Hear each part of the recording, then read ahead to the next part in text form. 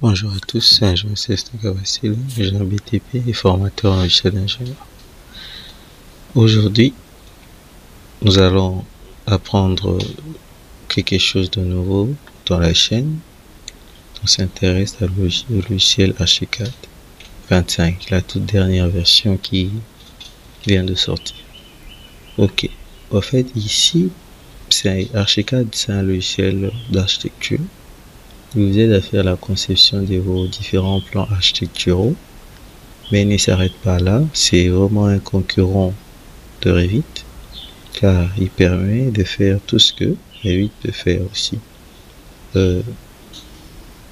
Archicad permet aussi de faire la conception structurale, mais il ne calcule pas, tout comme Revit aussi ne calcule pas. Vous allez aussi faire la conception, c'est-à-dire de vos éléments de plomberie, de chauffage et de la climatisation. Pour aujourd'hui, on va s'intéresser dans la partie structure. Donc on va concevoir l'ossature d'une structure à partir d'Archicad et nous allons l'exporter dans le logiciel Robot Structural Analysis 2023. C'est cela l'objet de la vidéo. Je vous invite à vous abonner et à rester attentif sur la chaîne. Sans plus tarder, on commence. La première chose à faire lorsque vous ouvrez Archicad, c'est d'abord de paramétrer les différents étages. Nous allons venir sur Design, Main Design, vous voyez, la partie architecture, il est là. De l'autre côté, nous avons la partie structure où on peut placer même le charge et les MEP, donc tout ce qui concerne la plomberie, la tuyauterie, la climatisation, tout ça. Story Setting, c'est ici qu'on paramètre les différents étages. Ground floor, ok. Premier étage, je peux même renommer, tout comme je peux laisser comme ça. Story 1, Story 2. Je peux renommer étage.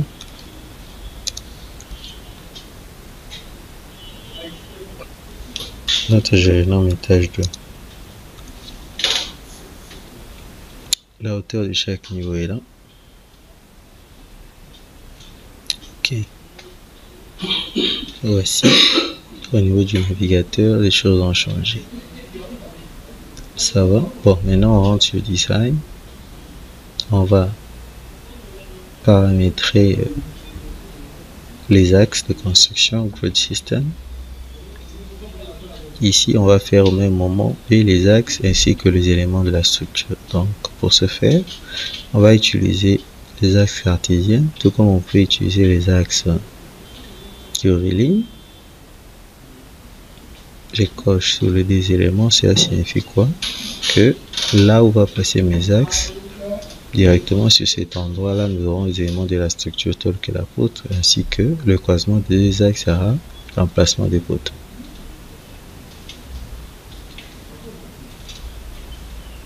Ok, je viens ici. Je peux changer la section de mes poteaux.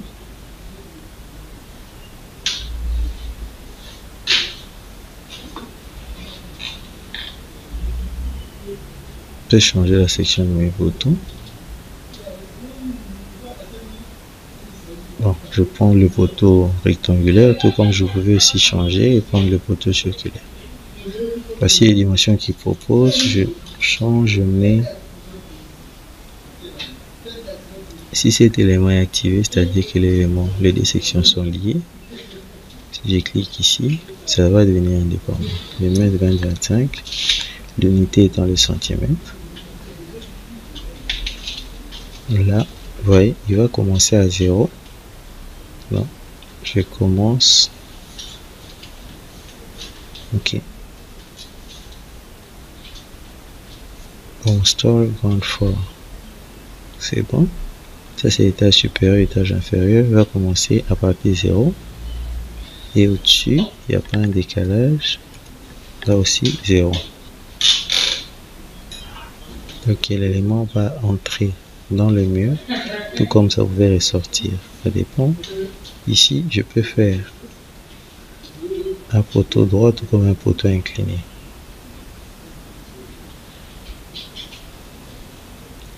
De l'autre côté, c'est en rapport avec l'emplacement de poteau. Si je clique là, c'est-à-dire que le poteau sera excentré. Moi, mon poteau il sera centré. Cette option permet de roter les poteaux. Donc, si vous voulez faire une rotation, vous allez venir ici.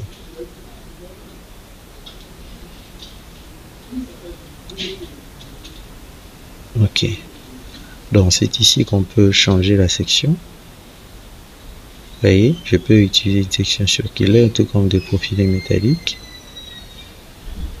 À partir de là,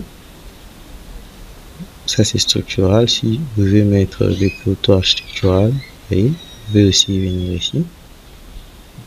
Il y a plusieurs segments. Le modèle, j'ai utilisé le modèle structural, donc c'est-à-dire reinforced concrete, donc c'est-à-dire béton armé.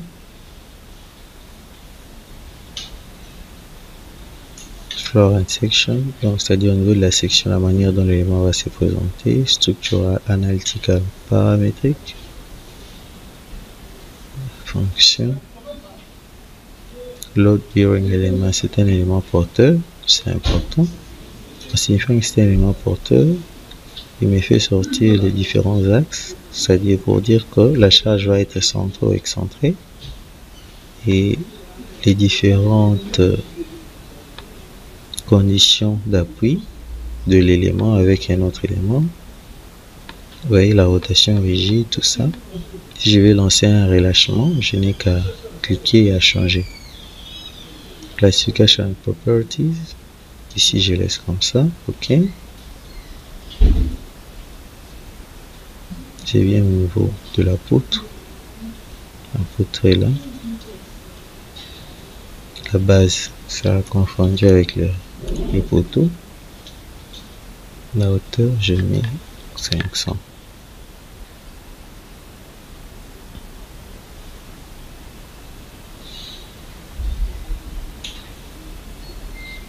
Là, c'est la base, de l'autre côté, la hauteur. Où est-ce que mon élément sera placé comme poutre? L'élément sera placé ici, au niveau de l'étage 1. To project 0. Non, j'ai mis là-bas. Par rapport à la projection, ça va. OK. Concernant la forme, c'est droit. Ici, si vous voulez créer une poutre en arc, vous pouvez venir ici. Ça, c'est la position par rapport à l'axe, c'est-à-dire le croisement de la poutre avec le poteau. Ce sera comment? On vient ici pour segment. Là, on voit les différentes sections. On laisse en béton armé. Hole. Ici, c'est pour les réservations. Non, on n'en a pas. La section de l'élément, comment ça va se présenter? Souvent, la poutre se présente comme telle. Structure analytique paramétrique. La fonction, j'ai mis bearing element. C'est-à-dire, c'est un élément porteur. Ça peut recevoir des charges. OK. Je viens au niveau de ligne. Au niveau de mes lignes, je n'ai pas trop de changements à opérer. Détail des dimensions, le texte.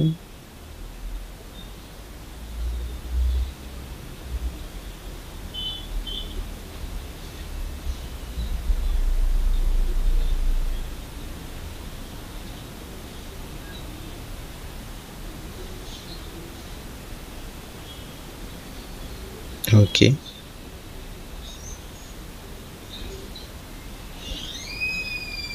Total dimensions, automatical wall slave.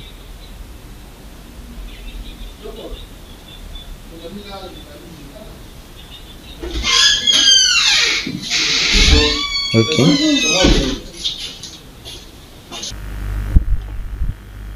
Une fois le paramètre fait, on clique sur OK. Voyez, est-ce que Faustin a... Grid Position, c'est ici qu'on peut changer la distance entre les différentes grilles. On va changer.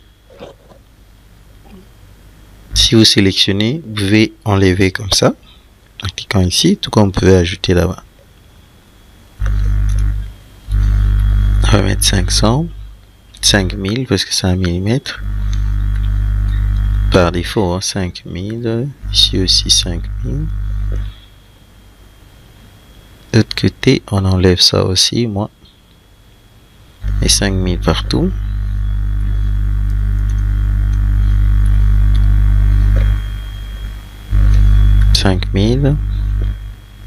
Et 5000. Ok. On peut alors placer.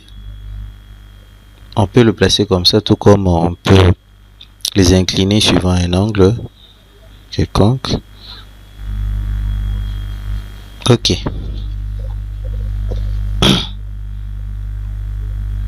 C'est fait. Voici mes cotations. J'ai 15 ici, 15 de l'autre côté. Ici j'ai les libellés ABC, de l'autre côté j'ai le libellé ABC comme ça, et ici libellé 1, 2, 3, 4. On peut passer en 3D. Ça va.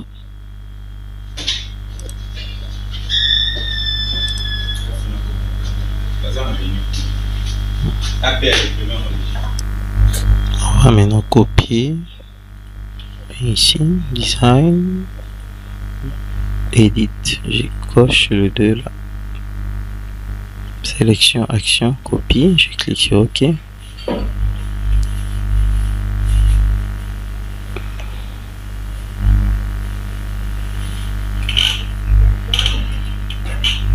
C'est copié, c'est fait. Maintenant on va enregistrer ça sous CV. Le format par défaut c'est le format H4. Nous allons prendre IFC, donc vous venez ici, vous choisissez IFC. OK, je choisis IFC. Concernant les paramètres d'exportation, il y en a plusieurs, je laisse le général paramètre exportation. Je peux envoyer même ce modèle au format Revit. Oui, Revit structure, tout comme je peux l'envoyer sur CIA Engineering et Class Structure. Prochainement, on aura à faire ça aussi, à l'exporter sur Revit structure, tout comme sur CIA et Tecla. Pour aujourd'hui, on va l'exporter sur Robot. C'est bon, on doit donner un nom à notre fichier. J'appelle seulement structure. Et il faut retenir le lieu. Je l'ai enregistré sur mes documents. Enregistrer.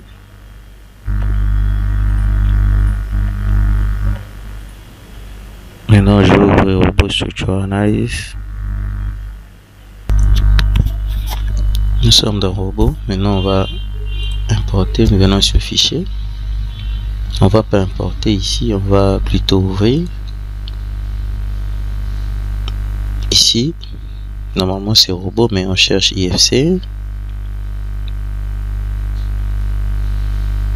Pour dérouler, vous venez jusqu'à IFC et puis nous cherchons le fichier, c'est ça. On l'a appelé structure. Ouvrir.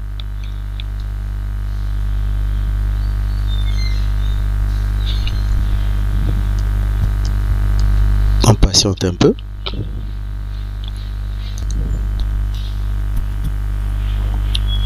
L'ouvrage est là.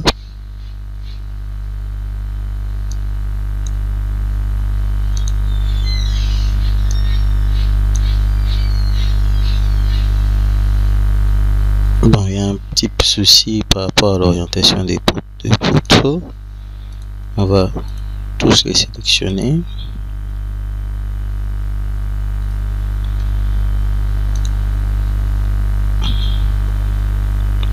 Une fois sélectionné, on va changer l'orientation.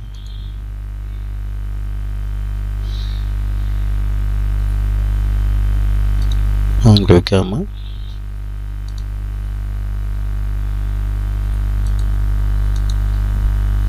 Ok.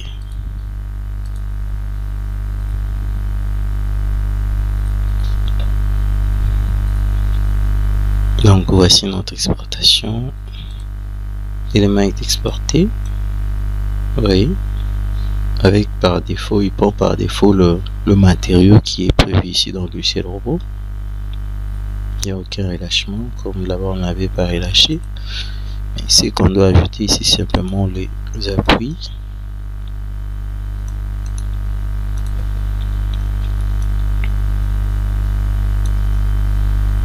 Les nœuds d'appui, on peut ajouter donc castorement partout. Ok.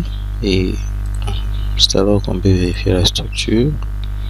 Il n'y a pas d'erreur. Donc à partir de ce niveau, on peut qu'ajouter les dalles. Merci pour tout. À la prochaine.